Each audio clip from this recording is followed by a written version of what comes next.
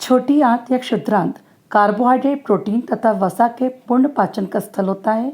इस कार्य के लिए यह यकृत तथा अग्न्याशय से स्रावन प्राप्त करती है। आमाशय से आने वाला भोजन अम्लीय होता है और अग्न्याशयिक एंजाइमों की क्रिया के लिए उसे क्षारीय बनाया जाता है। यहाँ पे जैसा हमें मालूम है कि छोटी आंत में दो ग्रंथियाँ संबंधित होती हैं, एक है यकृत, दूसरा है अग्न्याशय।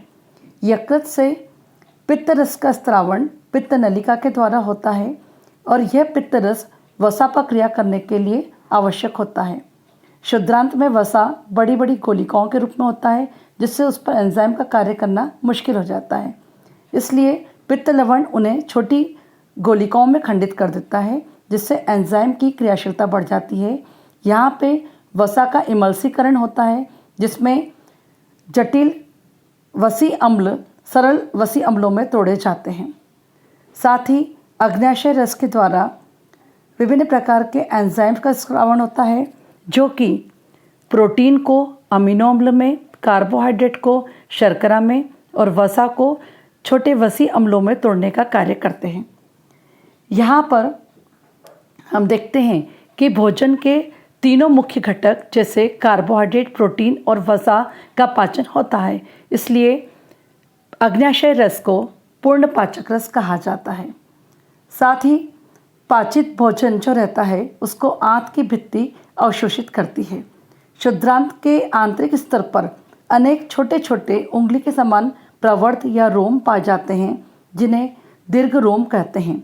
ये भोजन के अवशोषण का क्षेत्रफल बढ़ा देते हैं। इन रोमों में रुधिर वाहिकाएँ बहुत अधिक संख्या में पाई जाती हैं, जो भोजन को अवशोषित करके शरीर के प्रत्येक कोशिका तक पहुंचाने का कार्य करती हैं।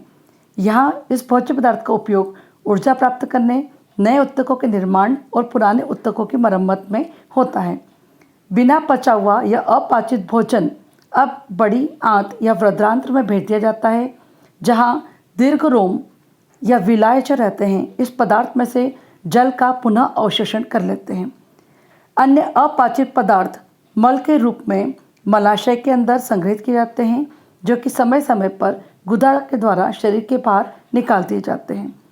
इन वर्ज्य पदार्थों का निष्कासन गुदा अवरोधनी पेशी के द्वारा नियंत्रित किया जाता है। Now, the digested food is taken up by the wall of the intestine. The inner lining of the small intestine is having several finger-like projections, which are known as the villi. Villi are helpful in the absorption of the digested food material. These are numerous in number and they are helping in the absorption of the food material. These villi are richly supplied with blood vessels which take the absorbed food to each and every cell of the body, where it is utilized for obtaining energy, building up new tissues and the repairing of the old tissues. After this, the undigested or unabsorbed food is sent into the large intestine, where its wall absorb more water from this material, or you may say that here the reabsorption of the water occur in this side. Now the rest of the material which is undigested is removed, or it is first of all it is stored in the rectum and then it is removed from the body via anus. The exit of this waste material is regulated by the anal sphincter muscles. In this way, the whole process is get completed in the body of the human being.